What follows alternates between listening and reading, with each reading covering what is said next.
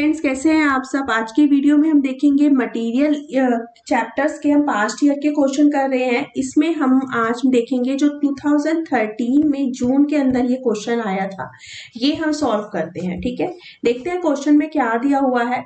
The annual demand of an item of raw material is 6000 units. Annual demand मतलब क्या दिया हुआ है हमारे पास में, ये ए। ठीक है, हम यहाँ लिखते जाते हैं सिंपल सा। ए इज इक्वल टू कितना दे रखा है, 6000 यूनिट्स का। And the purchase price is expected to be 90 per unit. Purchase price इतना दिया है।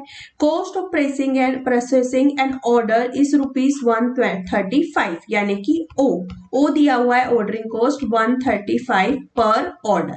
उसके बाद दे रखा है cost of storage is estimated to be 18 per unit per year. That means C calculate करके दिया है ₹18 पर यूनिट और पर एनम, यही हमें चाहिए होता है। What is the optimal order quantity. Optimal order quantity मतलब हमें क्या निकालना है, EOQ। EOQ का जो फॉर्मूला होता है वो क्या होता है, √2AO डिवाइडेड बाय C। ठीक है, उसके बाद हम यहाँ पर इस सब कुछ दिया हुआ है, 2 मल्टीप्लाई 6000 करेंगे, मल्टीप्लाई ओ हमारे पास में कितना है 135 डिवाइडेड बाय 18। इससे हम सॉल्व करेंगे तो हमारा आंसर आ जाएगा 300 यूनिट्स। EOQ निकल गया। अब and the total relevant cost for this order quantity. इस ऑर्डर क्वांटिटी के लिए हमें टोटल रेलिवेंट कॉस्ट बतानी है। टोटल रेलिवेंट कॉस्ट का मतलब हुआ order cost plus carrying cost. ठीक है, अब यहाँ पर हमारा 300 यूनिट्स आ गया। इससे हम क्या निकाल लेंगे, number of order. Number of order निकल जाएंगे, वो तो सिंपल सा ही है। जितनी हमारी एनुअल डिमांड होती है उसको हम किससे डिवाइड कर देते हैं, EOQ से, यानी कि 6000 डिवाइडेड बाय 300 कर देंगे तो ये हमारे पास में कितना आ जाएगा, 20 ऑर्डर्स। ठीक है, अब हमें क्वेश्चन में इसने बोला है रेलिवेंट कॉस्ट हमें कैलकुलेट करनी है। रेलिवेंट कॉस्ट के अंदर मैंने अभी आपको बताया क्या क्या आता है, वो हम लिख लेते हैं। Number 1 ordering cost. Ordering cost is equal to क्या होता है, जितने नंबर ऑफ ऑर्डर्स है मतलब 20 मल्टीप्लाई एक ऑर्डर की कॉस्ट कितनी, 135। ठीक है, इसे हम कर देंगे। ये हमारा सॉल्व करने पर आंसर आया यहाँ पर कितना, 20 मल्टीप्लाई 135 करेंगे तो 2700। सेकेंड नंबर पे आता है कैरिंग कॉस्ट। कैरिंग कॉस्ट का फॉर्मूला होता है EOQ डिवाइडेड बाय में 2 मल्टीप्लाई कैरिंग कॉस्ट। ठीक है, यानी कि EOQ आपने अभी निकाला 300 डिवाइडेड बाय 2 मल्टीप्लाई कितना 18।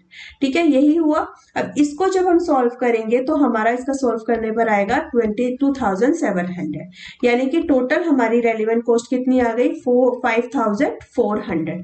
बहुत सिंपल सा क्वेश्चन है, देखो अभी तक कुछ भी नहीं है। ठीक है, कैलकुलेशन हम करते जा रहे हैं साथ साथ। ये निकल गया, फर्स्ट पार्ट हमारा सॉल्व हो गया। अब हमें बोला है सपोज दैट ₹135, यानी कि जो हमारी ऑर्डरिंग एक ऑर्डर की कॉस्ट है, as estimated to be the cost of processing an order is incorrect। ये क्या है, हमारी गलत है। ठीक है, इनकरेक्ट है। And it should have been ₹60, और ये कितनी होनी चाहिए, 60 होनी चाहिए। अब देखो अगर 135 की जगह पर, यानी कि ये गलत है, इसकी जगह पे कितनी होनी चाहिए, 60।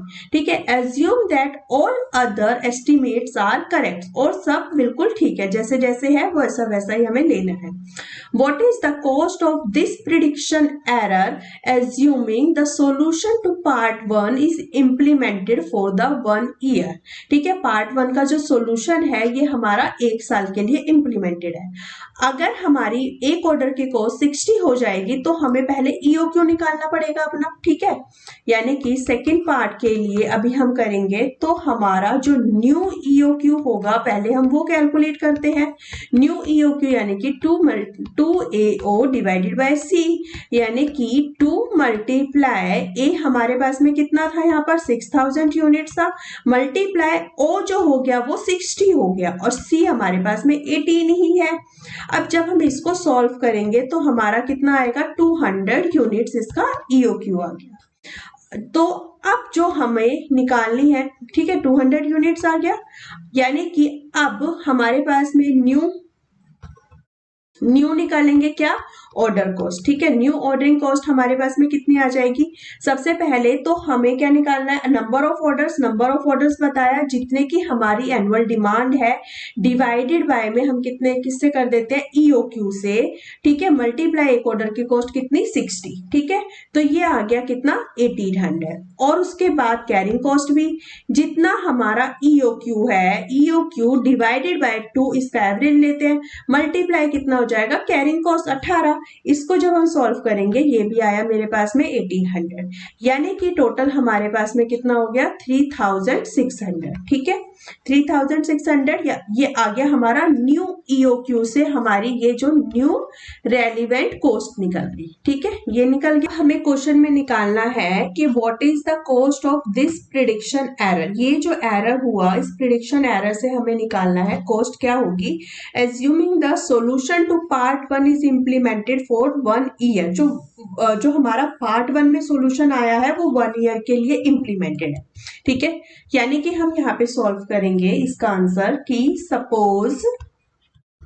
सपोज करने के लिए बोला है ना, suppose the solution in part 1 हमारा क्या है, इज इम्प्लीमेंटेड फॉर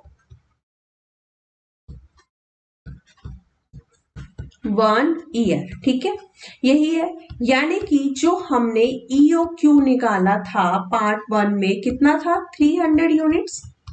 ठीक है, पार्ट 1 में हमने यहां निकाला था ना, कितना आया था हमारा, ये देखो ये आया था ना 300 यूनिट्स। तो अभी हम यहाँ पर हम कितना लेंगे, 300 यूनिट्स ही लेंगे, यानी कि जो हमारी ऑर्डर कॉस्ट आएगी वो कितनी होनी चाहिए, जितनी हमारी एनुअल डिमांड 6000 डिवाइडेड बाय 300 कर देंगे, ये हमारा नंबर ऑफ ऑर्डर आ गए, मल्टीप्लाई ऑर्डर कॉस्ट अब हमारी कितनी है 60। ठीक है, ये कितनी हो जाएगी हमारा 1200। उसके बाद कैरिंग कॉस्ट, हमारे कैरिंग कॉस्ट कितनी आ जाएगी 300 divided by 2 multiply carrying cost वाला कितना है टोटल 18। ठीक है, ये कितना हो जाएगा 2700, इसका टोटल आएगा 3900। अब जो हमने यहाँ पे निकाला हमारा कितना आया था 3600 और यहाँ पर आया 3900। ठीक है, यानी कि cost of error due to prediction की वजह से हमारा कॉस्ट ऑफ एरर कितना हुआ 3900 माइनस 3600 इज इक्वल टू 300। इतने की ये क्वेश्चन को आप दोबारा से सॉल्व करिएगा, बहुत इंपॉर्टेंट क्वेश्चन है, अच्छा क्वेश्चन है, एग्जाम में ये आ सकता है, तो आप इसको अच्छे से सॉल्व करिएगा। वीडियो को लाइक करिएगा, please share the video and subscribe the channels and press the bell icon for the latest updates. Thank you so much.